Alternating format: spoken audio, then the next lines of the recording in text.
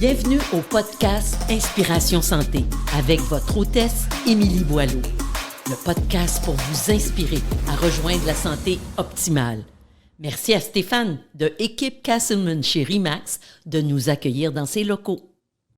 Hey, bienvenue Max. Hey, merci. Je fais ça direct de même, on commence. Boom. Bienvenue pour ta deuxième fois au podcast Inspiration Santé. Ça fait 2 fois. Là, on est avec Magali, elle voulait absolument venir. Fait que je dis, Pourquoi pas? regarde, si tu y tiens. Ça va, Mag? Oui, ça va, toi. Ouais, ben là, c'est sûr qu'on vient de faire un test de VO2 avec Max, puis j'ai les jambes pas comme... Ça, je dis à Max tantôt, je me sens les jambes comme faibles. Comme pompé, comme? Non, faibles. Un petit peu Juste comme- pesante, puis c'est ça. Ça a tiennent- galopé un peu, fait que c'est tiennent pas normal. la route. T'étais vite, non? Ouais, pas pire. Donc, Max, qui est... Là, je t'appelle Max qu'on est rendu là. On est rendu là. Mais pour ceux qui ne sont pas rendus là, Maxime Saint-Onge, qui a un bac en enseignement de l'activité physique, une maîtrise en nutrition, puis un doctorat en sciences de l'activité physique. Exact. Moi, j'ai un bac en travail social. 2 univers différents. J'ai arrêté là. Puis tu Moi, vois, c'est toi- encore un univers plus différent. En communication avec une mineure en gestion. Bon, tu vois, les 3 ensemble, Qu'est-ce qu'on on peut fait former là? une business. Tout va bien. Fait que là, Max, nous, on te connaît, Tim Boileau, beaucoup plus comme un gars de recherche, de science. Est-ce que tu t'entraînes encore les gens, peut-être plus en performance? Là, tu sais, corrige-moi si c'est pas le cas. Est-ce que tu dirais que tu es plus un gars que tu aimes mieux faire de la recherche ou, c'est crunchy quand même comme question, ou de l'entraînement ou du coaching? Pour moi, c'est un peu la même affaire. Tu sais, fait que quand je travaille avec des gens, que ce soit athlètes ou non-athlètes, c'est toujours, dans le fond, tu mets en place quelque chose, puis tu valides si ça fonctionne, si ça fonctionne pas. Fait que c'est un peu le principe qu'on a en recherche aussi. Tu sais, fait qu'on émet l'hypothèse de quelque chose, on va la valider avec des données, mais quand tu entraînes quelqu'un, tu dis, là, il faut améliorer ses performances. J'émets l'hypothèse que ce type d'entraînement-là, comme on va le faire, va améliorer les performances. Puis après ça, on valide, on va voir est-ce que ça a fonctionné ou non. Fait que c'est un peu la même chose. Tu sais. C'est pas si différent que ça. C'est sûr que des projets de recherche plus à grande échelle, j'aime beaucoup ça. Là, évaluer, par exemple, les étudiants collégiales, faire le suivi de leurs habitudes de vie. C'est des choses que j'aime, mais j'aime aussi beaucoup la recherche de terrain. Là. Exemple, dernièrement, on travaillait en bateau dragon. Déterminer c'était quoi la consommation d'oxygène quand tu pagais. Voir un peu ton VO2 max, mais en pagayant comme sur un bateau dragon. Tu sais. C'était sur une distance de combien de temps? C'est un test qu'on faisait, un peu similaire au test que vous avez fait, là, avec des paliers puis des arrêts. Puis c'était avec des puissances, donc on fonctionnait en watts. Puis c'est exactement la même chose. On voulait voir quand est-ce que la personne cassait, puis ça représentait quoi comme consommation d'oxygène. Puis ça aussi, ça me fait triper. Là. Mais là, tu fais ça dans l'eau ou au lac? Parce que non, je veux dire en piscine ou au non, lac. ça peut se faire en bassin. Ça peut se faire aussi, comme là, moi, ce que j'ai acheté un Concept 2, un aviron, avec un adaptateur. Donc, avec l'adaptateur, on peut mettre une pagaie. Fait qu'on fait vraiment, on simule exactement le mouvement. Là, comme au lieu de. au lieu du des manche? deux, tu as comme c'est Kaha Paddling, là, c'est en Australie, dans le fond, qui fabrique ça pour des Concept 2. Fait que tu l'installes, c'est comme un kit que tu mets en avant. Fait que tu défais le manche, la poignée, si tu veux, traditionnelle d'un rameur Concept 2. Puis tu vas patenter ça. Puis il y a comme un autre câble qui s'ajoute. Puis tu peux vraiment faire de la pagaie, que ce soit pour du canot ou du bateau dragon. Là. Hey, ça serait bon parce qu'au gym, on en a une couple qui font les bateaux dragons. T'as raison, j'ai une couple de petites madames qui ont ça. De petites madames. Mais c'est des petites c'est tout. Mais c'est vraiment. Fait que mes des petites madames aussi, je suis une madame pour Ben, moi. Fait Oui, que mais c'est t'es pas correct. une petite madame.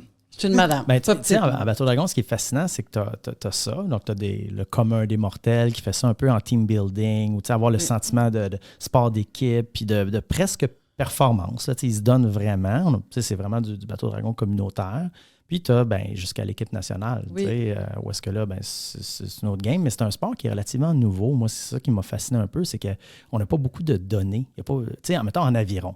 Aviron, tu as plein d'études scientifiques, il y a plein de données. En bateau dragon, pas tant que ça. Fait que moi, je trippe. J'ai acheté un capteur de puissance qu'on installe ces pagaies pour pouvoir mesurer live dans le bateau quand ils sont dans l'eau, déterminer combien de newtons, combien de watts ils génèrent à chaque coup de pagaie, puis voir comment ça diminue. Puis éventuellement, j'aimerais ça le faire en mesurant la consommation d'oxygène. C'est juste que toujours un petit peu plus frileux d'amener du matériel portable qui vaut super cher pour mesurer la consommation d'oxygène sur un bateau qui peut chavirer. Mhm. C'est rare, là, mais tu sais, c'est comme, tu vois 15 000 $ couler dans le fond, là, ça fait un peu plus mal au budget. My God. Max, as-tu toujours été curieux d'apprendre comme ça, puis curieux d'aller plus loin? J'ai toujours eu de la misère à comprendre. C'est plus ça, là. J'ai de la misère à comprendre les choses, puis le pourquoi des choses, fait que ça me fatigue. T'sais, on dirait pour comprendre quelque chose, il faut que je sache vraiment d'où ça vient. Fait que quand j'étais plus jeune à l'école, ça allait bien, mais plus l'école avançait, plus j'avais de la difficulté parce que justement, OK, tu me dis ça, mais ça vient de où? T'sais, à l'université, ça a été difficile parce que je me souviens, moi, d'avoir de la misère à comprendre la contraction musculaire, là, parler des têtes les têtes de myosine, les ponts d'actine. Je ne comprenais pas. Je dis, ouais, mais comment ça fait pour bouger la tête de myosine? Y a-t-il un muscle qui est après? Qu'est-ce qui fait qu'elle se recroqueville? Là, les profs, des fois, ils disaient, mettons, un chargé de cours qui est là quasiment par accident, il dit, parce que c'est de même. Mm-hmm. C'est écrit dans le livre. Ouais, mais moi, quand quelque chose bouge, c'est parce qu'il y a une force. Elle vient de où? C'est électrique, c'est chimique, c'est quoi comme force? Parce que ça me fascine. Il y a différents types de personnalités. Puis là, tu as comme Max qui pose comme des questions, qui va aller chercher plus loin. Moi, je suis pas quelqu'un où je vais poser des questions, mais à un certain point, si tu me dis que c'est ça, c'est ça. Mais ça me fascine de voir un peu... tu demandes toujours le pourquoi du pourquoi du pourquoi. Puis je suis comme, dans ton cerveau, comment ça fonctionne? Puis ça fait en sorte que tu trouves, puis tu es un chercheur, puis tu es un bon chercheur aussi parce que tu demandes le pourquoi. Je suis pas prête à dire ça. Un bon chercheur... Si tu regardes mon CV, non, officiellement, je ne suis pas un bon chercheur. Je n'ai pas 200 publications scientifiques. Je n'ai pas des subventions à coups de millions à chaque année. Pour moi, tu es un bon chercheur. Ça dépend à qui tu compares. C'est ça, exactement. C'est ça. Mais tu sais, je suis curieux. Puis moi, c'est vraiment les retourner aux bases. Tu sais, je ne vais pas m'éterniser là-dessus. Là, mais tu sais, un exemple, là, parce que dans les mythes, là, ça revient un petit peu, là, mais on parlait de métabolisme de repos. Puis souvent, on cite des études en disant si tu fais une restriction calorique, ton métabolisme de repos va être scrap, c'est fini après. Puis là, ils citent des études. Ah oui, ça a été démontré dans telle étude. Mais Caroline, personne ne l'a lu, l'étude. Fait que, c'est une étude qui date, mettons, toute cette série d'études-là, là, c'est tout au début des années 1900 jusqu'en 1950 à peu près que ça a été fait. Ben, moi, ça me fatiguait. Fait que j'ai été chercher ces études-là. Puis ces chercheurs-là, ce qui est fascinant, c'est qu'ils donnaient toutes les données brutes. Fait que tu peux refaire les statistiques, les analyses. Il faut juste que tu prennes le temps de rentrer les données. T'sais. Fait que je me suis amusé dans Excel, moi, mes soirées, à rentrer les données puis à réanalyser. Puis pour voir que les études, c'est pas ça pantoute qu'elles disent. Puis quand tu lis le texte, c'est pas ça non plus que ça dit. Pourtant, tout le monde dit que c'est ça que ça dit. Mais c'est pas ça. Mais Max, moi, je trouve qu'il est plus dur à satisfaire.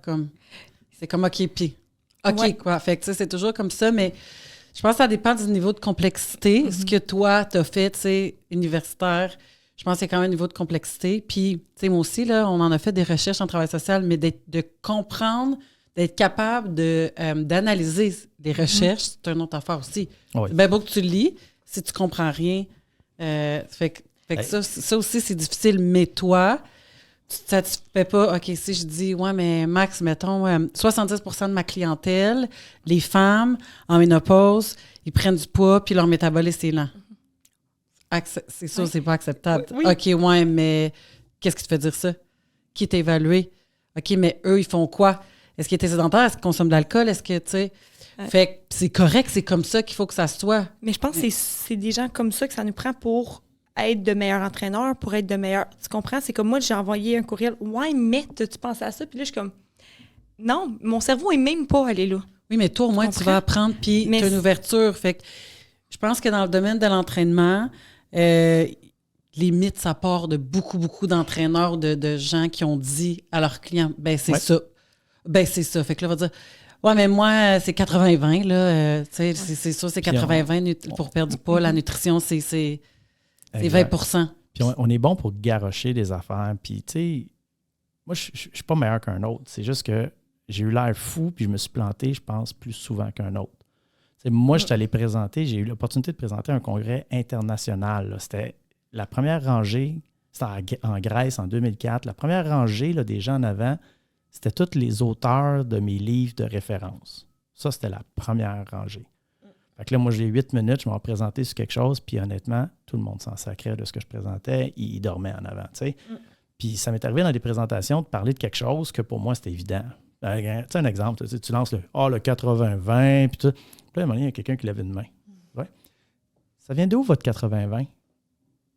Ben, le 80-20, là, tu sais. C'est parce que savez-vous que tel auteur, en 2007, a démontré que blablabla, puis il te sort tout ça, là. Là, ça fait aucun sens. Ton 80-20, tu te rends compte que là, tu es devant tout le monde. Là, tu es le cave. Mm-hmm. Tu sais, c'est comme tu es supposé être l'expert, mais tu es le cave. Puis moi, écoute, le peu de congrès que j'ai pu faire dans le milieu académique, ça, c'est souvent ça, des guerres d'ego. Puis, tu sais, moi, je me souviens que j'allais présenter à l'Université de Montréal, puis il y avait plein de chercheurs à l'Université de Montréal qui voulaient me planter juste parce qu'ils n'aimaient pas mon directeur de recherche. Fait que c'est des questions méchantes. C'est pas dirigé vers toi, mais c'est toi qui as l'air fou. T'sais? Puis là, tu te sens mal parce que tu fais mal paraître ton directeur de recherche. T'sais, fait qu'à force d'avoir l'air fou, ben, à un moment donné, tu te dis, OK, là, moi, ils ne m'auront pas. T'sais, je vais être prêt. Puis moi, il y a un chercheur qui a toujours été super correct, Dr. François Perronnet. J'ai énormément de respect pour ce bonhomme-là. Puis, tantôt, je dirais, s'il est à l'écoute, on le salue. Mais il est vraiment, moi, c'est un monsieur, c'est probablement une des rares personnes qui m'intimide vraiment quand je présente. S'il est là, je veux que ça aille bien. Là, c'est vraiment important. Puis tellement que pour ma soutenance de thèse de doctorat, j'avais demandé d'être là. Parce qu'il était sur, enfin une histoire courte, il était sur mon comité de jury, puis il m'avait ramassé. Puis tu sais, c'est quelqu'un, moi, que plus important que mon doctorat, c'était que ce gars-là, il me pose une question, que j'y réponde, puis qu'il soit satisfait de la réponse. Puis il ne pouvait pas être là, il était en France au moment où je faisais ma soutenance de thèse, puis ça a tellement comme enlevé de la valeur à ma soutenance parce qu'il n'était pas là.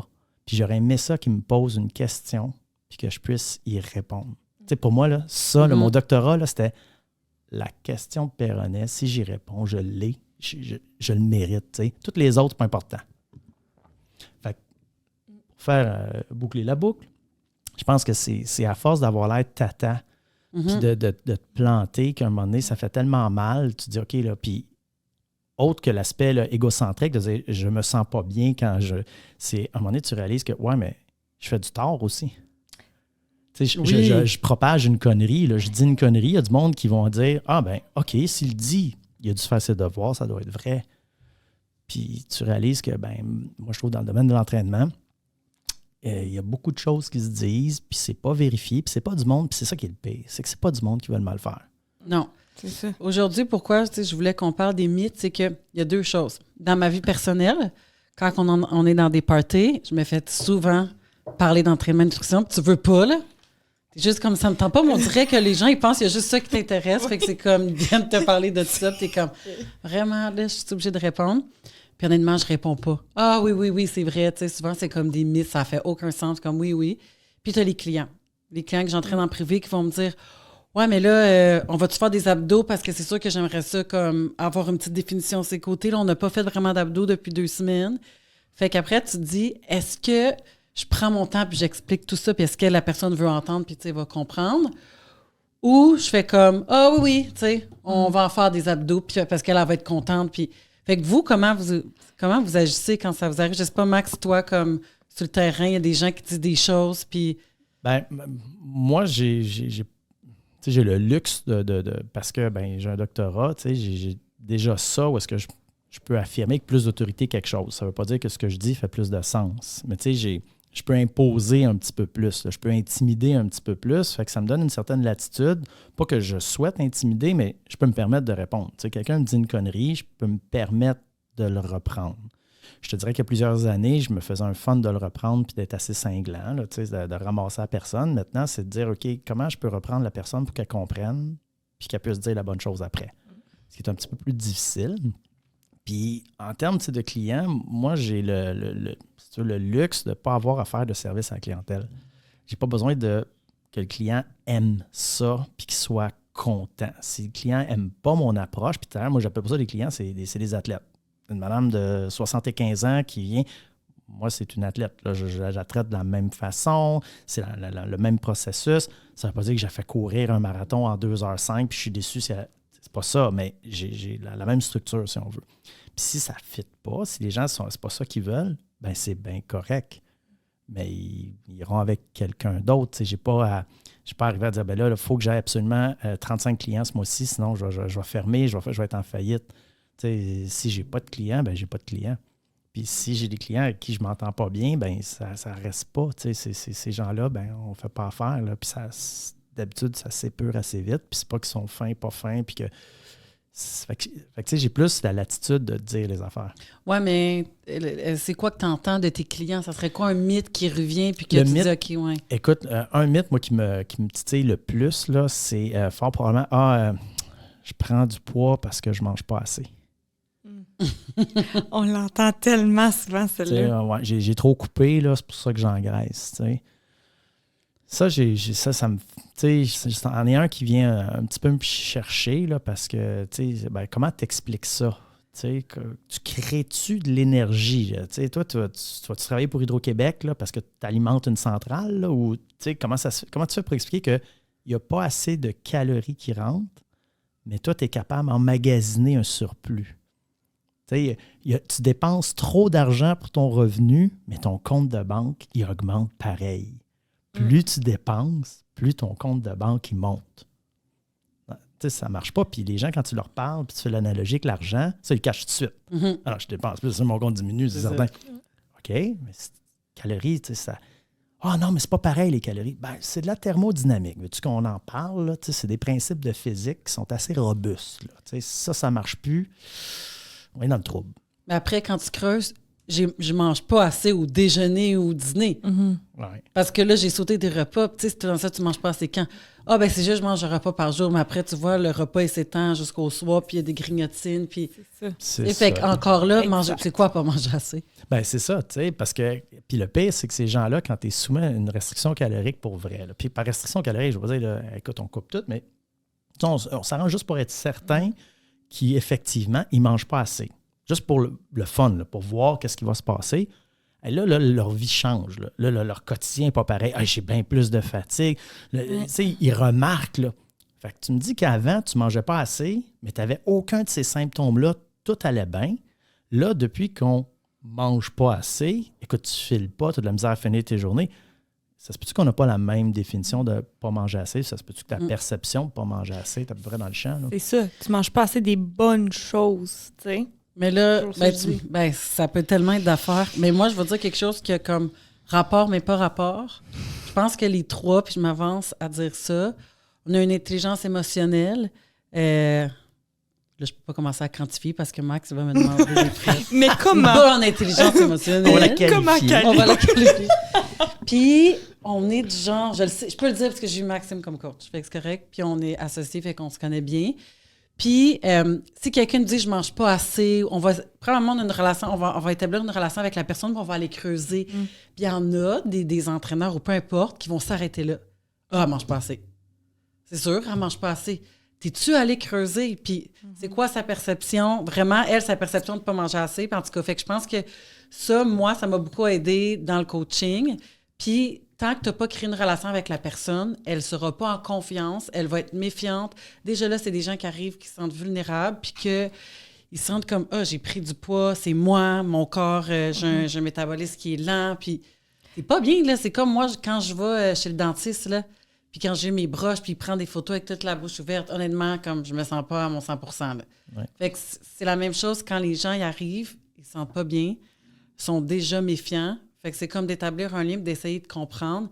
Je pense que, en tout cas, moi, pour ma réussite en tant qu'entraîneur, le fait que j'ai une facilité de rentrer en relation avec les gens, d'essayer de comprendre, je pense que ça m'a beaucoup aidé au-delà de, tu sais, Max, t'as comme le doctorat puis toute cette partie-là que j'ai pas. Mais il y a une grande partie relation d'aide là-dedans, puis qui est beaucoup plus complexe. C'est ce que je réalise avec les années, que, tu sais, oui, il faut que tu aies des notions, puis il y a certaines bases à avoir. Mais comme quand la personne va être dans ton bureau, peu importe, qu'est-ce que tu vas lui demander? Puis il y en a qui se satisfait à pas grand-chose, puis après ça, ben peut-être pas vraiment la personne. Puis à continuer de rester dans ses mythes et ses croyances. Je veux dire, si je mange un morceau de pizza puis je dis que je vais engraisser, là, je vais dire, je vais engraisser. Comment on est? C'est quoi que tu te dis à toi-même, là?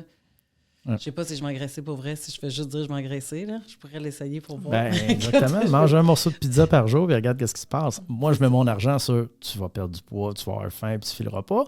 Mais Je vais perdre du poids ou prendre du tu poids? vas en perdre. Si je mange un. Si tu manges juste ça, là. Tout ce que tu manges dans ta journée, c'est une slice de pizza. Là. Non, Moi, je suis sûr que tu perds du poids. Ah, Tu sais, sérieusement? bon, je suis sûr que c'est pas santé puis que c'est pas. OK, là, mais c'est pas la slice de pizza qu'il va faire que t'en.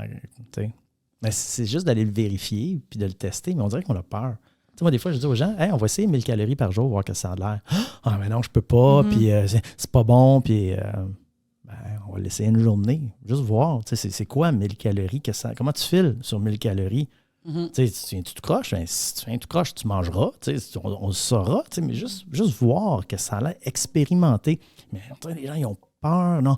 Ah non, on m'a dit que c'était pas bon, puis écoute, moi, j'en ai fait des journées à 1000 calories par jour. Aujourd'hui, j'étais à peu près à 200 calories de consommer depuis le début de la journée. Ça va probablement être une journée à 1000 calories aujourd'hui que je vais consommer parce que ça donne comme ça.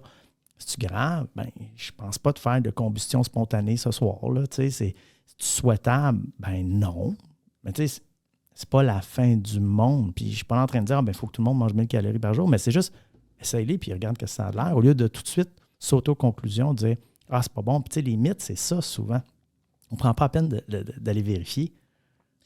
Oui, puis on s'entend à 1000 calories. Si je te demande de ne pas performer physiquement, en fait, tu n'as pas un entraînement de 2 heures à faire, tu n'as pas de performance à livrer.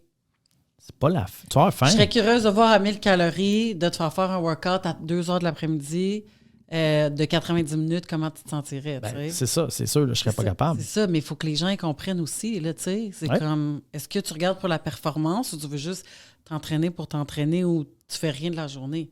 C'est ça. Je pense que, honnêtement, moi, j'ai une personnalité plus anxieuse. Je ne serais jamais capable de faire comme Max, d'avoir juste mangé 200 calories.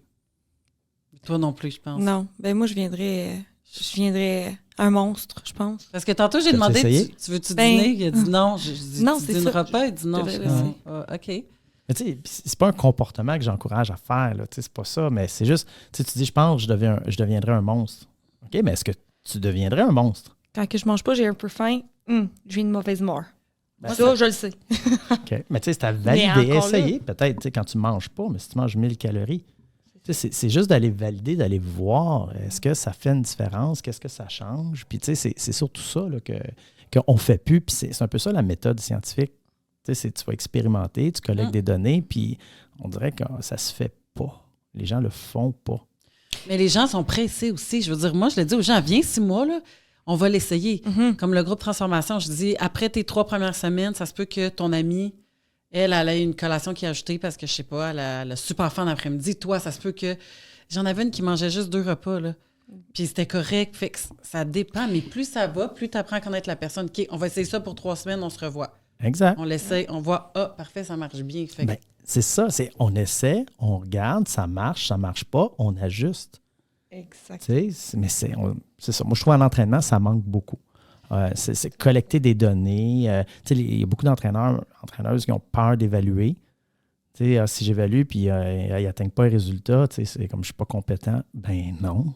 En entraînement, plus souvent qu'autrement, on se trompe. Là. Ça ne marche pas exactement comme on le souhaitait. Mais à un moment donné, faut que tu le mesures, faut que tu le quantifies. Comment tu veux te réajuster sinon?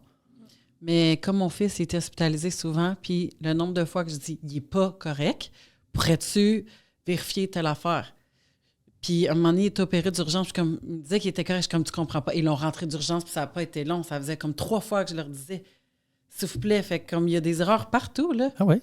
Puis, on va essayer ça. Regarde, il y a eu des complications à sa chirurgie. Ils nous l'ont dit. Il y a 45 % de complications. On va essayer ça. Ça se peut que ça ne marche pas. Après, on va réessayer ça. C'est un petit peu plate quand tu es obligé de finir en chirurgie. Là, on joue avec... au pire, tu vas te sentir faible, puis...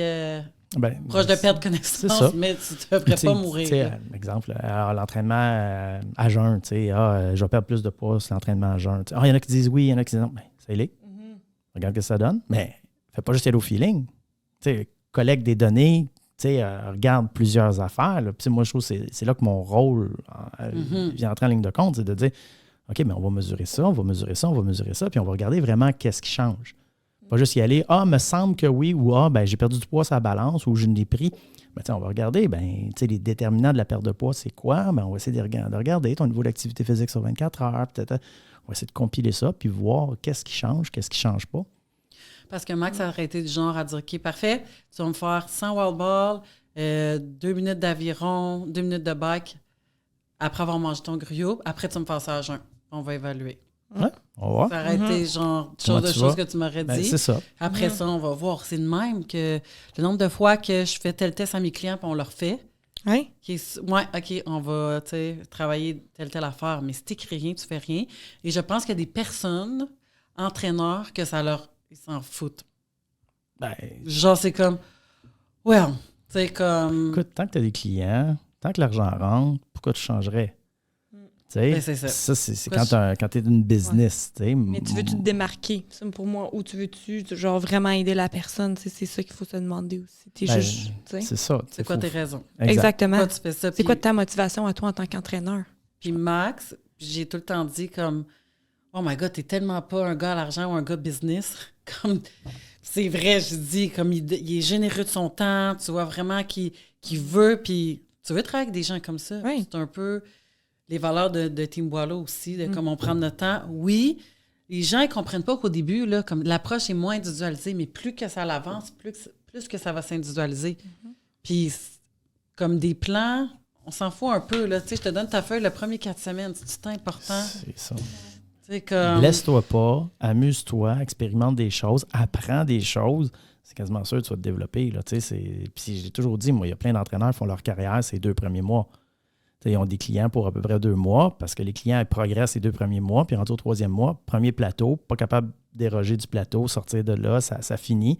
Les clients lâchent. Bon, c'est pas grave, ils recrutent d'autres personnes. Pendant 2 mois, ça progresse. Mais tu sais, en joke, j'ai dit souvent, quand tu signes ton contrat dans un gym, ta VO2, elle vient déjà de monter, puis tu lèves déjà plus pesant. Tu n'as rien fait encore. C'est une blague, mais c'est juste pour dire que souvent, tu es tellement déconditionné, pas en forme, que fais juste pas te blesser, puis avoir du fun, puis y aller. Tu vas progresser. C'est pas là que c'est tough. C'est une fois que tu plafonnes que là, il faut que tu te casses pas mal plus la tête en entraînement.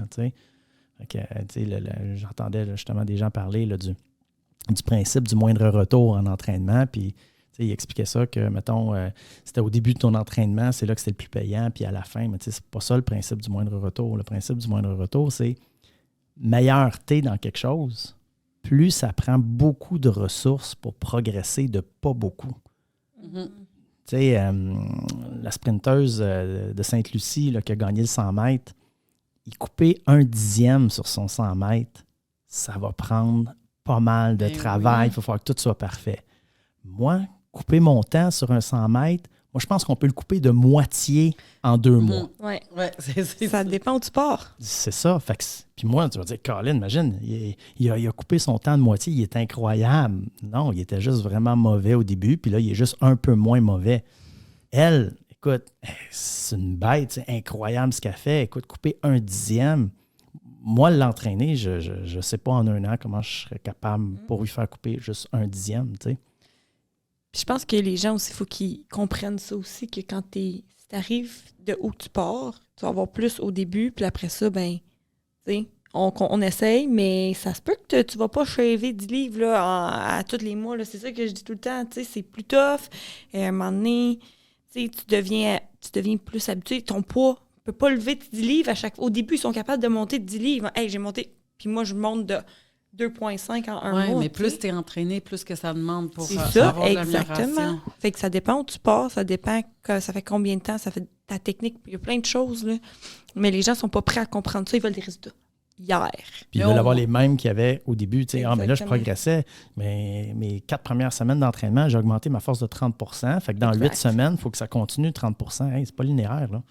Il faut leur dire. C'est ça que je dis aux entraîneurs. Dites-le. C'est quoi, toi, tes attentes? Pendant 6 mois, là, tu t'attends à quoi? Ouais. De mon rôle à moi, puis par rapport à tes résultats. Au moins, on peut dire, je sais pas, si quelqu'un m'arrive, j'aimerais ça avoir l'air de ça. Je suis comme, voici ce que ça prend. Je sais pas. Tu es prête à faire ça? Puis on l'avait, hein? Je pense que c'était avec Précision Nutrition. C'était comme, si tu veux perdre 1,5 livres, comment consistant fallait que tu sois?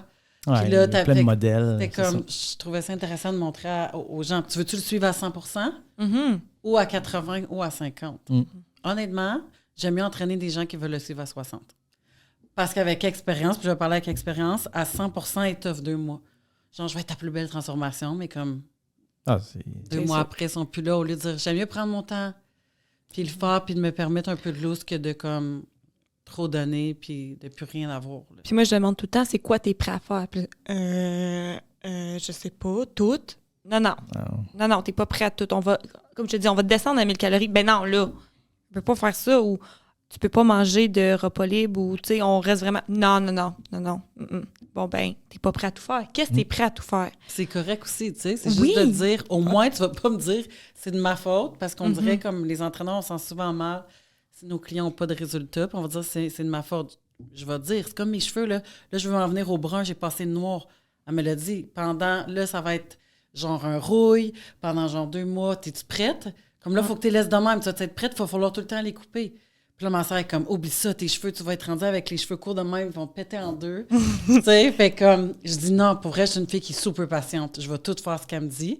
Puis regarde, mes cheveux sont corrects, ils n'ont pas coupé en deux. J'ai été patiente. Il y a quelqu'un qui m'a croisée, qui m'a dit, je t'ai vu ces réseaux, la couleur c'était lisse, t'avais l'air d'être rouille, mais en personne, c'est beau. Hey, merci! Finalement. Écoute, on a quelqu'un d'honnête. On a quelqu'un d'honnête. Mais en tout cas, bref, il y a comme une patience puis un processus. Exact. Si la personne le sait un peu déjà d'avance dans quoi qu'elle va s'embarquer, tu sais, souvent, ils vont être comme, ben là, c'est-tu plein de suppléments? C'est quoi? T'es mollo? Parlant de suppléments, un de nos mythes. Oui, mais là, on va y aller avec les mythes. Tiens, je te laisse, parce qu'on parle. Un des mythes là, que j'ai, c'est les suppléments, c'est essentiel. Eh boy. Tu sais, les suppléments, c'est une grosse industrie. On parlait de la méthode scientifique, tu sais, de tester, de vérifier, ça marche-tu, ça marche-tu pas. C'est une Moses de belle business, l'industrie des suppléments, parce que presque la totalité des suppléments, là, pas toutes, là, mais presque, là, tu ne peux pas savoir si ça marche ou si ça ne marche pas. Tu peux pas. Là. Tu dis, ben là, moi, je vais prendre un supplément de protéines, ça aide pour le gain de masse musculaire. Comment tu fais pour savoir que ça va aider pour ton gain de masse musculaire? Ah, ça augmente la synthèse des protéines. As-tu mesuré ta synthèse des protéines? Non. Fait que tu prends pour acquis que ça doit fonctionner, puis tu regardes, tu t'es entraîné 6 mois, tu as gagné du muscle, donc tu te dis, ben les suppléments, ça marche. Peut-être que ça nuit, tu sais pas, tu prends pour acquis. OK, mais les études qui ont été faites, exemple, je dis, ils ont pris 10 gars, ils ont mis sur le bench press, ils ont donné de la protéine de petit lait. Pendant 8 semaines, leur bench press a augmenté. C'est déjà une démarche qui est pas mal mieux. Tu dis, je vais fouiller. On peut se baser là-dessus? Bien, un peu plus. Mais même là, il faut faire attention parce que c'est pas parce que c'est une étude, c'est pas parce que c'est publié que ça s'applique à la vraie vie, que ça fait du sens ou encore que ça a été bien fait. Il y a beaucoup d'études, mettons, qui vont regarder, quand tu prends un supplément de lactosérum, de la whey, ça augmente la synthèse des protéines. Donc, forcément, ça augmente le gain de masse musculaire. Ben attends, comment ça a été mesuré? Puis c'est là que c'est plus difficile et que ce n'est pas nécessairement accessible à tout le monde, mais tu regardes, OK, ça a augmenté de X% la synthèse des protéines tout de suite après l'entraînement, mais sur 24 heures, on ne le sait pas. Fait que, mettons que ça diminue la synthèse des protéines 4 heures après son entraînement, mais ça l'a augmenté 15 minutes après. Si moi, j'ai fait une mesure 15 minutes après, je vais dire, hey, ça augmente, c'est super bon. Ouais, mais sur 24 heures, ça diminue. Puis il y a plusieurs effets comme ça que c'est arrivé par le passé, qu'on disait, c'est super bon. Mettons, exemple, l'entraînement à jeun. Oui, c'est vrai, l'entraînement à jeun, ça augmente l'oxydation des lipides. C'est vrai que tu brûles plus de gras quand tu fais de l'entraînement à jeun. C'est quelques grammes, là. Mais on se rend compte que sur 24 heures, ça ne change pas grand-chose. Fait que c'est la même affaire que les suppléments. Fait que oui, tu peux te baser sur des études. C'est déjà un super bon step, là, de dire, moi, j'ai été fouillé, j'ai été prendre le temps de voir si ça fait du sens. Là, je vais l'essayer. Mais c'est super difficile de vérifier l'effet.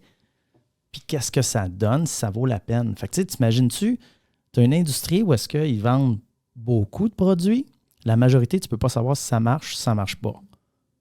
Tu sais, il y a pas mal d'affaires. Tu sais, moi, puis les gens n'iront pas fouiller. Là. Tu regardes, mais là, la citrulate de telle affaire, c'est super bon. La carnitine, c'est super bon. OK, mais es-tu capable de comprendre où ça agit puis qu'est-ce que ça fait? Parce que c'est mauditement complexe, là. Tu sais, de la carnitine, ça joue sur des transporteurs d'acide gras dans la mitochondrie. Il y a 2 types de transporteurs, CPT1, CPT2. Est-ce que le fait de prendre de la carnitine, ça va améliorer ça? Non, ça, on ne le sait pas. Mais tu me dis que si je prends de la carnitine, je vais perdre plus de gras.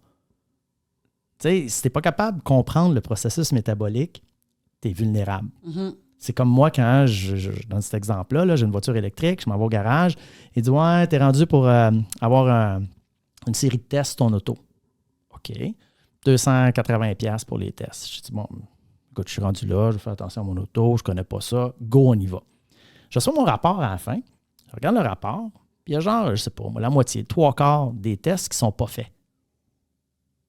Je dis « Qu'est-ce que c'est ça, tu sais? » Il dit « Ah, tout est beau, il y a peut-être telle affaire, ça. » Je dis « Ça, mais 3/4 des tests, c'est pas fait. » Ouais, c'est parce que c'est pour les voitures thermiques, les voitures essence. Attends, moi, je paye 280$ pour le test ou l'inspection des voitures essence. J'ai une voiture électrique. Tu sais, l'huile de transmission, il n'y en a pas, là. Mais j'ai payé pour. Puis, tu sais, je n'étais pas en maudit après le gars. J'étais comme, c'est moi le cave. J'ai pris quelque chose que je connaissais pas, que je comprenais pas. Il y avait des termes que je connaissais pas. Fait que j'ai dit, ça doit être brillant. Tu sais, ça doit être vraiment nécessaire, là, tu sais. Quand tu regardes ça après, je me suis fait avoir, mais c'est pas le gars qui était pas correct. C'est moi d'avoir accepté ça puis que je connais pas ça. C'est la même chose avec les suppléments. Fait que pour répondre à la question, est-ce que c'est essentiel? Fort probablement pas. Il y a quelques suppléments qui sont intéressants, mais ce qui est vraiment primordial, c'est d'appliquer un certain processus. Un supplément, ça doit répondre à un besoin. Fait que si tu dis, moi, je vais prendre tel supplément, c'est parce que ça comble quel besoin? Sur quoi ça joue? Moi, j'ai augmenté ma force musculaire. Je regarde un peu dans la littérature, qu'est-ce que ça dit? La créatine monohydrate, ça a l'air intéressant. Parfait, je vais l'essayer. Mais je m'attends à quoi? Qu'est-ce que ça va faire, ça? Ça va potentiellement augmenter la concentration de créatine phosphate dans mon muscle. Est-ce que ça va faire que je vais lever plus pesant? Pas nécessairement, mais ça peut faire en sorte que je suis capable d'avoir un volume d'entraînement un peu plus de série. Fait que si j'augmente mon volume, ça se peut que ça stimule mes gains de force. Donc ça peut être intéressant. Fait que là, tu dis, OK, voici ce à quoi je m'attends, voici ce que ça devrait donner, je vais l'essayer, puis je vais voir est-ce qu'effectivement ça fonctionne, je suis capable de faire un peu plus de volume. Fait que, c'est ça qu'on ne fait pas dans l'usage des suppléments nutritionnels, c'est qu'on dit, c'est-tu bon, ça va-tu m'aider? Oui, OK, je le prends. Oui, mais attends, qu'est-ce que c'est supposé faire? Puis est-ce que toi, ça va t'aider? Je vais vous donner un exemple. On dit, la créatine, c'est pour l'entraînement de musculation, puis tout le kit. Moi, j'ai donné de la créatine monohydrate à des athlètes d'endurance. Pourquoi? Parce que dans la littérature scientifique, ils ont remarqué que ça favorisait le stockage du glycogène. Fait que j'avais du monde qui s'en allait pour des longues runs, des longues courses. Fait que je me dis, comment je vais faire pour maximiser les réserves de glycogène? On va essayer de supplémenter dans la semaine de préparation avant la course en créatine pour essayer d'augmenter le stockage du glycogène. C'était ça mon objectif. Ça a-tu fonctionné? Ça a-tu pas fonctionné? On a essayé de mesurer de façon indirecte, puis ça semble avoir fonctionné. Moi, ça me suffit. J'ai l'impression qu'il y a un bénéfice. Ça fait du sens avec ce qu'il y avait dans la littérature scientifique. Ça ne coûte pas cher, pas vraiment d'effets secondaires. Go! On l'a utilisé pour ça. Mais si tu dis, quelqu'un qui court un ultra supplémenté en créatine, tout le monde va te dire non. C'est pour la muscu. Ça dépend. Fait que c'est ça. Fait que tout ça pour dire, je pense qu'on travaille mal avec les suppléments. Puis je pense que souvent, on va se faire vendre quelque chose que on ne sait pas qu'est-ce que ça fait, on ne sait pas comment ça marche, puis on ne sait pas si ça répond à notre besoin. Mais tu l'essaies, puis tu vois comme la protéine en poudre. Je serais curieuse de voir les deux. Toi, tu prends combien de scoops par jour? Une. C'est une. Je serais curieuse de voir, on l'arrête pour comme 3 mois, puis on regarde s'il y a une différence au niveau de notre poids, mettons.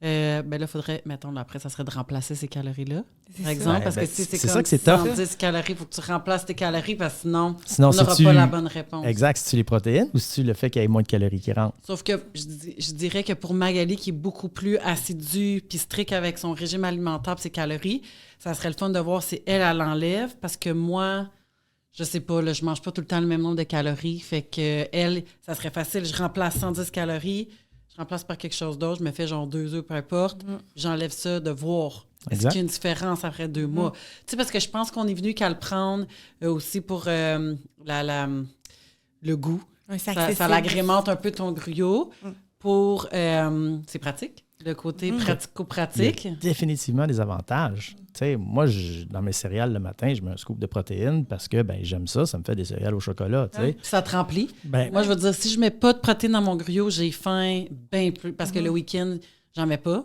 J'en prends juste la semaine. Puis ça me soutient bien moins. Fait que là, tu veux comme manger... Après ça, pour savoir, est-ce que ça stimule ta synthèse des protéines? Puis ça... ben, me garderais une petite gêne. Moi, je le sais. Puis, moi, honnêtement, je pense pas que c'est le facteur, mon apport en protéines est le facteur limitant dans ma synthèse des protéines. Là, OK, mais si quelqu'un prend des œufs, prend aucune... OK, mettons qu'avec ma poudre de protéines, j'arrive à 130 grammes de protéines par jour dans mon ratio, OK, puis que là, je l'enlève, puis que là, je tombe en 20 grammes, 25 grammes de moins, puis je le remplace pas.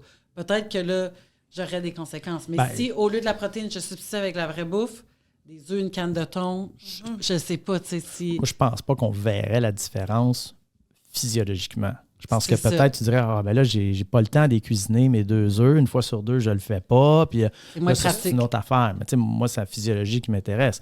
Moi, honnêtement, entre un œuf et de la whey, je préfère l'œuf, surtout en termes autour d'un repas, parce que ben, c'est une protéine qui est de meilleure qualité, un peu plus complète Oui. que la whey. Oui. Si tu me dis, après un entraînement, tout de suite après, je veux avoir une concentration importante d'acides aminés en circulation pour X, Y raison, ben, je ne suis pas sûr que t'amener ton omelette après l'entraînement, c'est quelque chose. Moi, personnellement, ça ne rentrerait pas, mais un shake, ça rentre plus. Fait que c'est toujours une question de voir, ben, c'est quoi l'objectif? Pourquoi je prends ce supplément-là? Puis est-ce que ça fait du sens? C'est toujours ça. Puis c'est une longue démarche. C'est ça c'est difficile. C'est pas quelque chose à prendre à la légère, mais c'est ta santé, parce qu'il y a un aspect super important quand on parle de suppléments, c'est le contrôle qualité. C'est le Far West encore aujourd'hui au niveau du contrôle qualité pour les suppléments. Il n'y a pas beaucoup d'organisations, pas beaucoup de compagnies qui font inspecter leurs produits par une tierce partie, donc un organisme indépendant externe qui va aller vérifier la qualité des produits. On est beaucoup dans « moi, je te dis que ce que je te vends, c'est la meilleure qualité parce que je ne te vendrai pas autre chose ». Je me suis déjà fait vendre une voiture comme ça, moi. Ça s'est pas bien passé. Écoute, c'est un curé qui avait ça, l'auto, elle sortait pas l'hiver, tu sais. Ah, OK. Ben, tu sais, c'est un peu ça. Fait qu'il faut faire attention. Moi, les suppléments que je recommande, c'est toujours des suppléments qui sont homologués NSF. Tout le temps, parce que je considère que c'est l'organisme, jusqu'à preuve du contraire, qui est le plus rigoureux dans ses analyses et ses vérifications, là. Parce que tu peux avoir des contaminants, même si le monde sont bien intentionnés. La matière première peut avoir été entreposée dans des barils où il y avait du plomb, de la peinture au plomb à l'intérieur.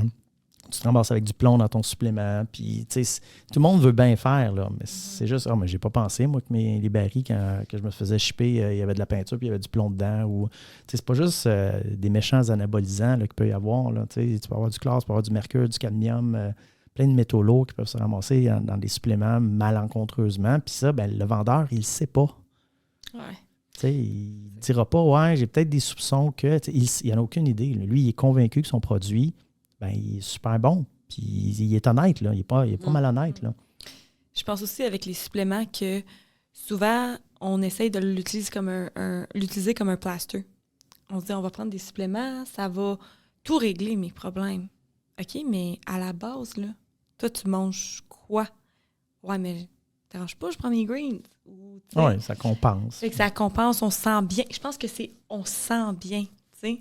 Puis je pense que ça donne aussi une impression de contrôle. Tu sais, de dire, ben moi, écoute, je mange pas assez de fruits et légumes, mais je prends ma multivitamine, fait que je suis correct, tu sais, j'ai le contrôle en plus là-dessus, tu sais, ben, c'est ça, ta multivitamine, peut-être ça fait pas la même job, c'est sûr, je pense que c'est mieux que rien, mais, fait que, comme tu dis, il y a beaucoup aussi là, de compensation avec ça, puis on se donne bonne conscience. Ah ben là, j'ai pris ça, fait que je vais être correct. T'sais, le monde dit, ben j'ai pris mes suppléments pour bien dormir. Ouais, mais pourquoi tu dormais pas bien avant? Exactement. On retourne à la base. Exactement. T'sais. Ouais, non. Ça, je me reconnais aussi dans d'autres trucs. T'es drôle! Pas que les légumes. Moi, quand j'étais enceinte, elle m'avait fait le test pour la folate. Là. Ouais. Et comme, tu manges-tu beaucoup de légumes? Je trouvais comme, quasiment que je n'aurais même pas été obligée de prendre l'acide folique. Là. Je pense, ils donnent ça pour la maladie spina bifida. Là. Souvent, c'était comme le bec de lièvre en carence. aussi, Là, puis, fait qu'en tout cas, mais le magnésium, ça me calme. Honnêtement, là, j'avais commencé à 1, je ne sais même pas en milligrammes, là, je suis comme à 2, puis je prends ça après souper, puis ça m'aide pour le sommeil, puis je me sens comme... Ça a vraiment fait une différence. Mais je pourrais m'entraîner moins. Je pourrais. Parce que des fois, j'ai mal au corps. On dirait que ça me détend. Y a-tu du placebo? Peut-être, mais pour vrai, honnêtement, ça me fait du bien. Ben, d'un point de vue athlète-entraîneur, que ce soit placebo, que ce soit vrai, on s'en fout. Tu sais, moi, la question, c'est est-ce que c'est essentiel, tu sais? Mais moi, si tu me dis, depuis que tu as commencé à prendre la poudre de perlimpinpin, tu es heureuse, ton salaire a doublé, tes charges ont doublé, tu cours 2 fois plus vite, je m'en fous que ça marche ou que ça marche pas. Mais là, Toi, j'espère qu'il n'y avait prends. pas de drogue dans ton affaire de perlimpinpin. Ah ben ça, il peut pas te le dire. C'est ça, mais tu sais, toi, tu le fais, tu sais, s'il n'y a pas de danger pour la santé, là, tu sais, comme tel, mais moi, j'en ai qui me disent, moi, je fais ça, puis je me sens super bien, puis ça va bien, je devrais-tu arrêter? Ben non. Tu sais, prendre un supplément de magnésium, s'il n'y a pas d'autres problèmes, il n'y a pas de risque associé à ça, puis tu me dis, moi, je prends ça, je dors mieux, ben continue à prendre ça. Tu sais, je suis qui, moi, pour te dire, non, les études démontrent que ça ne marche pas. On s'en fout, les études. Je vais te dire que ça marche. Ouais. Toi, ça marche. C'est correct. Puis, tu sais, que ça soit un placebo ou non, on s'en fout. Tu me dis que tu dors mieux. Que ça soit ça ou d'autres choses, je m'en sac. D'un point de vue recherche, là, c'est pas la même affaire. C'est souvent de commencer à recommander à tout le monde puis de dire que, le magnésium, c'est super bon, ça marche pour tout le monde parce que, tu sais, elle en prend puis ça marche. C'est anecdotique. Tu sais, moi, je l'ai essayé là, de prendre du magnésium. Pas vu de différence. Mais tu sais, comme Val, mettons, elle n'est pas capable de s'endormir avec 2 mélatonines. Je prends genre la dose enfant, puis je suis je dors. Fait que il y a plein de facteurs plein aussi. De facteurs, mais tu sais, tu valides, puis tu essayes. Mais tu sais, après ça, tu sais, de dire, ça marche ou ça marche pas, c'est une autre étape. C'est ça, des fois, que les gens font pas la distinction. Tu sais, moi, j'ai pris de la créatine, puis là, tout va mieux, puis tout. Calme-toi, là. Tu sais, la supplémentation en créatine, ça marche, mais c'est des effets super modestes, là. Tu sais, tu doubles pas tes poids là, quand tu prends ça, là, tu sais. Fait que moi, quelqu'un dit, depuis que je prends de la créatine, j'ai doublé mes charges. Good, on continue la créatine. Moi, j'ai pas vu de différence. Tu sais, c'est ça. Fait que, tu sais, moi, j'en ai un là, qui a commencé à consommer de la créatine. Écoute, il augmente son volume, il augmente ses charges, tout va bien. Je le sais que c'est pas à cause de la créatine, là. Je le sais. Les gars, tant mieux. On espère qu'il n'écoute pas, là. Mais tu sais, lui, il prend sa créatine en continu, puis écoute, ça progresse tout le... All right, good for you. Écoute, qu'est-ce qui marche? Mythe 2. Mythe numéro 2. Manger en soirée, ça fait gagner du poids. Ouais. Super compliqué comme réponse. OK? Ça part toujours mal quand on start ça de même. Là. Mais quand tu regardes ça, ce qui va se passer quand tu vas manger plus tard, la digestion est soit pareille, soit elle va te coûter un petit peu moins cher. Fait que les gens disent, ta digestion est moins efficace. Ça, j'espère pas perdre personne, là. C'est pas tout à fait ça. Parce que si elle était moins efficace, ta digestion, ça te coûterait plus cher en énergie. Tu gaspillerais plus. En voulant dire, ça serait demandant. Ben c'est ça. Fait que, tu sais, dans le fond, ce serait le contraire. Si ta digestion te coûte moins de calories, c'est qu'elle est plus efficace. Fait qu'on remarque quand tu manges le soir, par exemple, la réponse de la glycémie n'est pas tout à fait la même. Il y a certaines subtilités qui changent. Mais moi, quand j'ai fouillé la littérature, là, c'est beaucoup des données épidémiologiques qu'on a. Donc, on regarde les gens qui travaillent ces quarts de travail, qui vont manger le soir, ils ont plus de risques de prendre du poids. Ça, c'est démontré. Donc, si tu manges non, c'est juste parce qu'ils mangent tard le soir. C'est pas parce qu'ils sont ces chiffres, là. Ça n'a rien à voir. C'est vraiment juste le repas. Fait que tu as catché tout de suite qu'il y a bien d'autres facteurs. Là. C'est-tu le fait de travailler sur un chiffre de nuit ou de manger tard? Puis c'est ça. Puis c'est de savoir aussi, tu sais, j'ai des gens aussi, comme disons, mes policiers ou whatever, puis ils vont me dire, mais j'ai arrêté de manger, je mangeais tard, j'essaie de pas manger, mais j'ai arrêté au McDo parce que c'est la seule affaire qui est ouverte. C'est quoi t'as mangé quand t'as mangé tard? C'est ça, c'est quoi que t'as mangé? Mais moi, je vais vous dire, j'ai essayé, là, tu sais, je te l'ai dit. Premièrement, j'ai perdu du poids parce que je voulais arrêter de manger le soir. Parce que je rotais mes céréales. Depuis que je suis petite, je mange des céréales avant de me coucher. Pour moi, c'est comme réconfortant. Ouais. Puis, mais là, à un moment donné, je suis comme... mais je ne voulais pas me l'avouer moi-même parce que j'aimais trop ça. Fait que je me l'avouais pas. J'ai dit genre vraiment mal le soir. Même, j'étais rentrée à 2 oreillers. Parce que là, sinon, c'était comme le reflux, tu sais. Des fois, ça passait, mais si j'étais ces Captain Crunch, là... Ça passait pas. C'était comme... Fait que je dis, je vais arrêter. Fait que là, je me suis pesée pas longtemps après. Une cliente comme, t'as perdu du poids?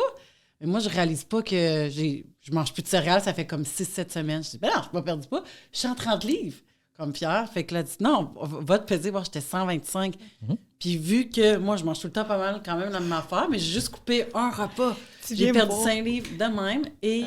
mon sommeil, my God, c'était mieux, là, comme... J'ai vraiment vu une différence au niveau de mon sommeil.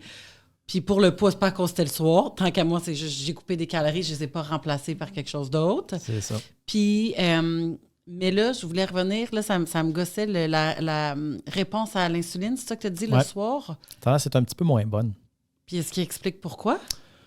Une réponse du système nerveux avec les rythmes circadiens, potentiellement. Ça dépasse un petit peu mon champ d'expertise. J'ai une collègue qui serait probablement plus ferrée que moi pour parler de ça. Je ne vais pas trop dire de conneries, mais tu sais, l'insuline, ça ne joue pas tant que ça. Tu sais, moi, je regardais les écarts, là, puis c'est relativement minime. Tu sais, c'est surtout, comme tu le mentionnes, la perturbation du sommeil. Puis après ça, parce qu'il y a une couple d'études qui démontrent, OK? Puis quand tu vas lire, ils disent qu'ils ont contrôlé pour tout. Par exemple, si tu manges la même quantité de calories, puis tu as des repas plus là, en soirée que là, tu prends du poids. Quand tu vas lire l'étude, tu te rends compte que le contrôle, c'était les gens qui rapportaient ce qu'ils mangeaient. Ils n'étaient pas dans un laboratoire, puis on leur amenait un repas, puis on savait exactement c'est ce qu'ils rapportaient, c'était leur perception. Fait que s'il y a un peu plus faim, un peu moins faim, il y a une marge d'erreur, tu sais, quand même assez importante, même si on comptabilise tout, ça peut facilement être 300 calories. Fait que, c'est-tu vraiment isocalorique entre les conditions? Moi, je n'ai pas vu d'études en laboratoire où on avait des gens, puis on avait le contrôle total et absolu sur ce qu'ils faisaient puis ce qu'ils consommaient. Fait qu'il faut toujours faire attention parce qu'on a des marges d'erreur quand même considérables dans la régulation de la balance énergétique. Fait que, j'ai un petit bémol. C'est sûr que plus tu manges tard, si ça perturbe ton sommeil, ça va affecter potentiellement ton niveau d'activité physique le lendemain sur 24 heures. Donc, l'ensemble des activités que tu fais, tu risques d'être plus léthargique. Puis tu vas avoir plus de difficultés à réguler ton appétit. Donc, il y a plus de chances que tu aies une prise alimentaire plus importante. Moi, c'est le matin, je me réveillais affamée, par exemple.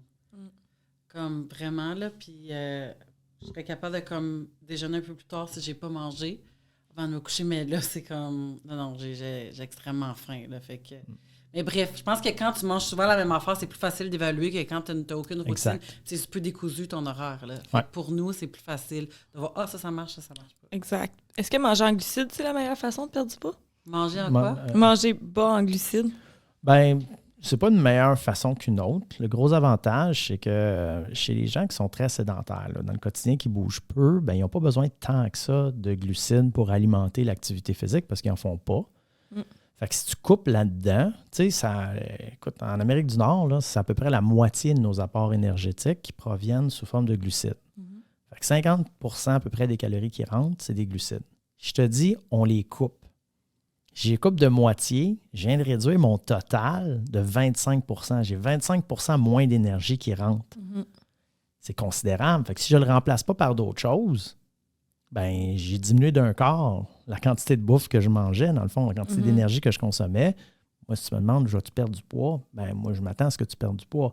Si tu es bien actif, je m'attends à ce que tu ressentes de la fatigue parce que tu vas avoir des réserves de sucre dans le muscle, dans le foie qui vont être appauvries.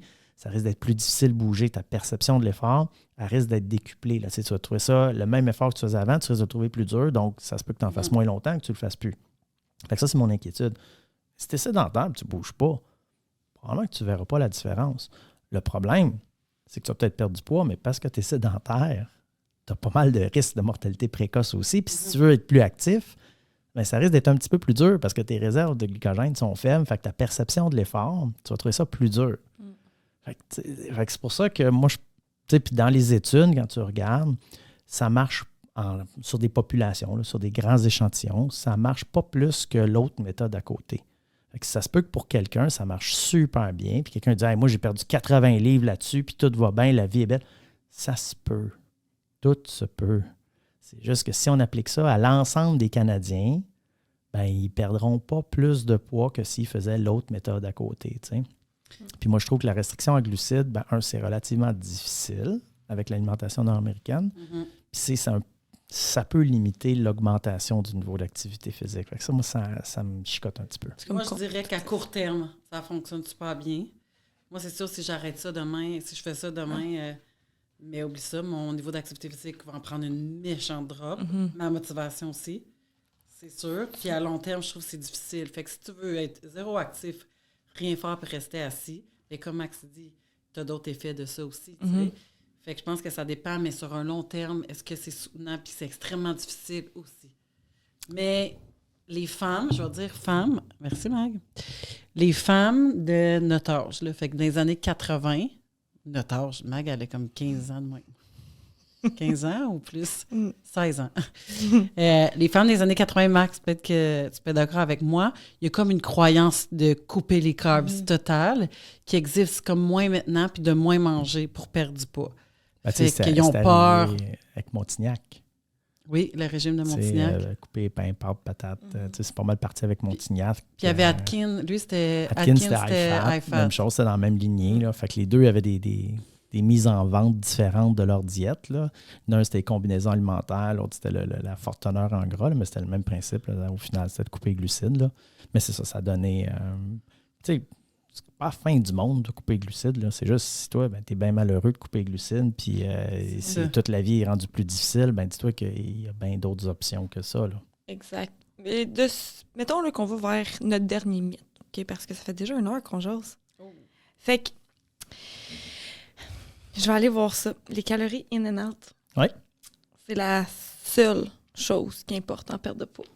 Ben, il n'y a jamais une seule chose qui importe, etc. Là, mais le principe calories in, calories out est absolument vrai. C'est de la thermodynamique. C'est dans le même registre un peu que la gravité. Tu sais, de dire, si je laisse tomber quelque chose, ça va partir par en bas. On est pas mal d'accord. Tu sais, je prends la tasse, là, je la lâche. Tout le monde sait où est-ce qu'elle s'en va. Tout le monde sait qu'est-ce qui va arriver. Elle ne partira pas par en haut.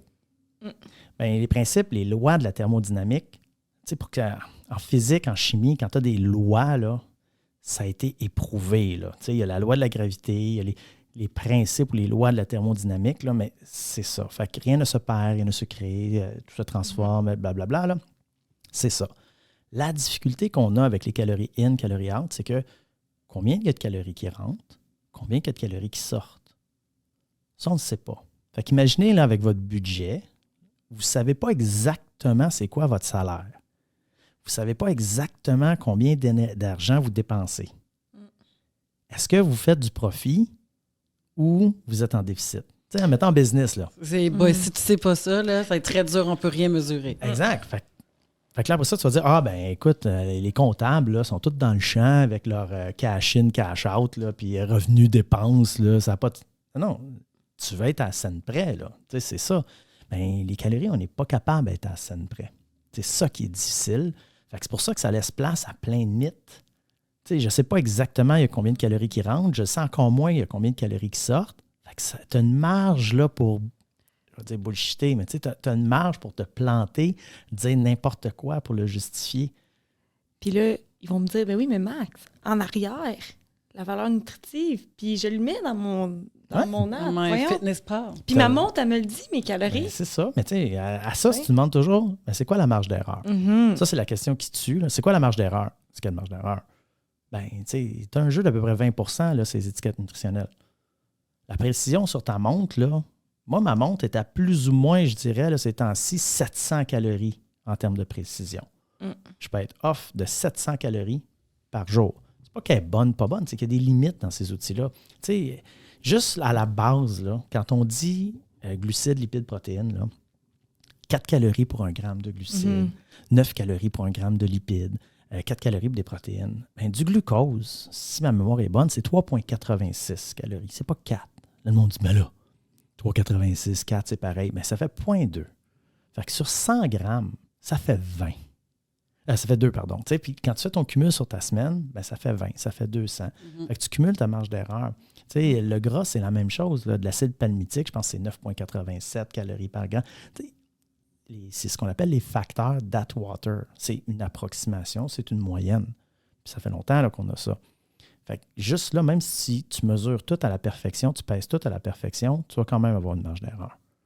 Mais si on répondait au mythe, si exactement on sait qu'on mange 1300 calories puis tout est mesuré, puis qu'on en brûle 2400, on devrait perdre du poids. C'est pas on devrait, tu vas perdre du poids. C'est sûr. Puis il y a des belles études qui ont été faites, là, des études, j'en parlais dans les années 1900, là, ils contrôlaient tout.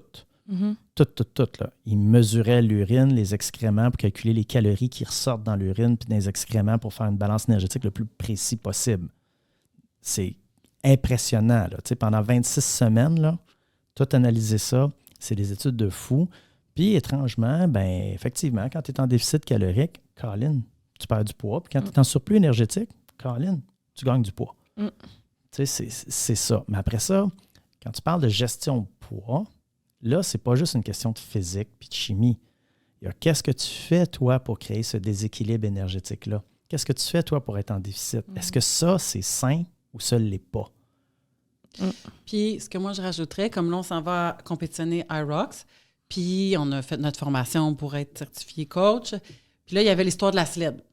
Eux, ils disaient de se pratiquer avec des tapes sur ton tapis parce que là-bas, ça a l'air que les tapis, c'est plus difficile à pousser.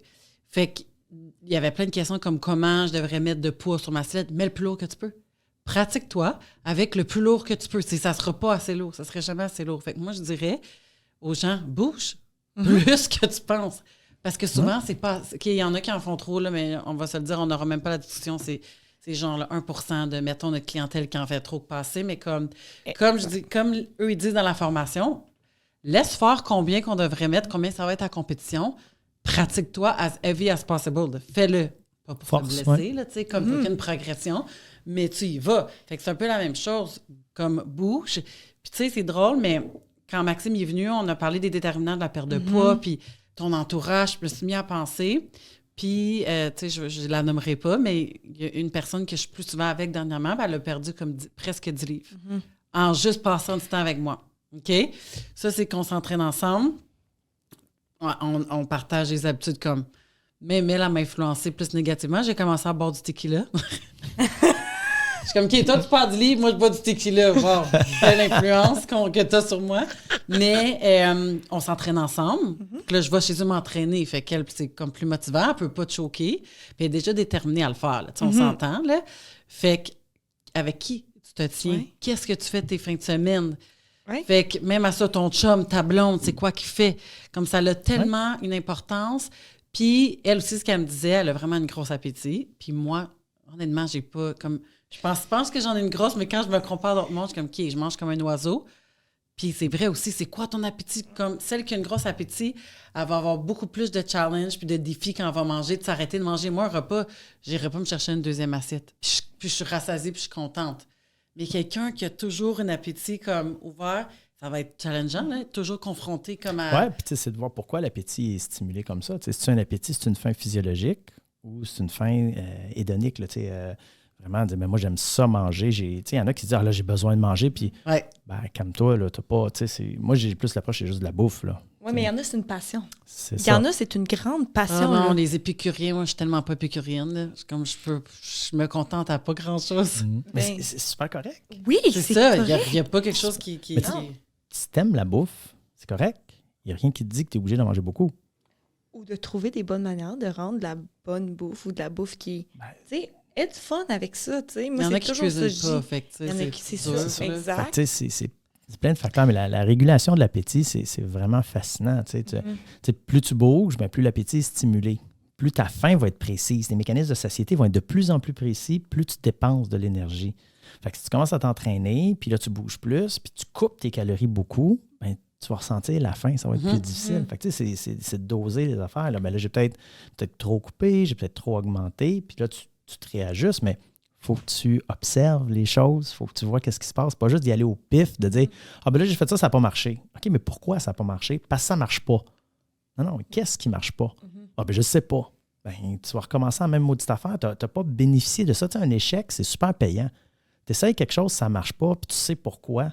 Wow, c'est pas un échec, là. Non. Tu sais, tu n'as pas de résultat escompté, mais tu as appris quelque chose. C'est hyper payant, là.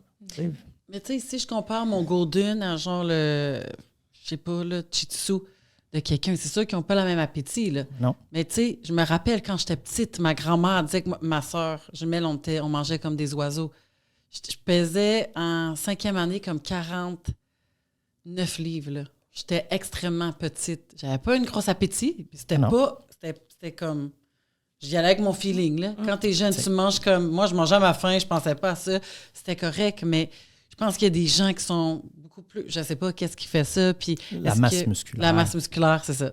Masse maigre, masse musculaire. Plus tu as de la masse musculaire, Mhm. plus l'appétit est stimulé. C'est ça, Ça exactement. expliquerait pourquoi je suis capable de manger. Mais maintenant, je suis bien plus capable Oui. qu'avant. Comme j'ai jamais été au poids que je suis, j'ai jamais eu même...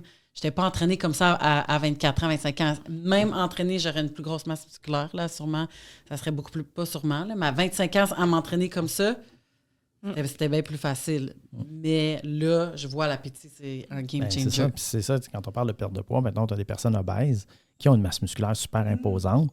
Ben, ils vont ressentir l'appétit. Là. C'est stimulé par cette masse musculaire-là. Fait que c'est difficile là, de faire une restriction calorique quand même. Là. C'est Puis ça quand après ça, la mentalité qu'on a dans les années 2000 de dire il faut augmenter la masse musculaire, il faut augmenter la masse musculaire, c'est super important, surtout chez les femmes.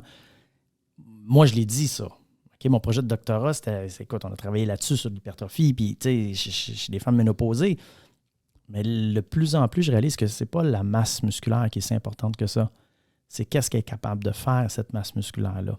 Puis ça implique des choses physiques, là. C'est-à-dire, es-tu forte, es-tu puissante, es-tu endurante? Puis aussi, ben, y a-t-il un environnement qui permet à cette masse musculaire-là de s'exprimer? Tu sais, je dis ça en joke, là. Moi, écoute, je suis aux Olympiques, là, Summer McIntosh et compagnie, j'éclenche tout. Moi, je te le dis, j'éclenche tout. Ouais, mais moi, je ne suis pas dans la piscine avec eux autres. Je ne suis pas dans l'environnement pour que mon immense talent de nageur s'exprime. Fait que je ne peux pas gagner. Tu sais, je dis ça en joke parce que je coule comme une roche, là. Mais c'est la même chose. Si tu as plein de masse musculaire, mais toi, ton environnement, il ne te permet pas de bouger, il ne te permet pas de faire des activités, tu es dans le trouble. Fait que, tu sais, la philosophie, il faut augmenter ta masse musculaire à tout prix en vieillissant parce que ça diminue. Non. Il faut que tu sois fonctionnel en vieillissant puis que tu sois capable de faire des affaires. Exact. C'est pas une affaire qui est super musclé. Parce que de la viande pour de la viande, moi, de plus en plus, je pense qu'il va y avoir des conséquences négatives à ça. Ça, c'est moi qui spécule, c'est mon opinion. Je n'ai pas encore de données probantes là-dessus, mais c'est mon feeling. Il va falloir qu'on l'essaye. Ouais, il va gagner trop de muscles. Hey, on n'a même pas fini. Il va falloir que Max y revienne. Là. Malheureusement, il n'habite pas à côté. Bref, ce que j'ai appris de ça, il faut qu'on essaye des affaires. Oui. On les essaye. Tu penses quelque chose? Essaye-le. Tu mesures. Mesure. Quantifie les affaires. C'est important. Prends tes notes. Ouais. Max, où est-ce qu'on peut te voir, te trouver? Je sais que tu as comme un site web qu'on peut aller. Genre, ces internets. Là, Sur les internets. Sur les internets. Ouais, drkin.com, drkin.com. Il y a mon site là-dessus.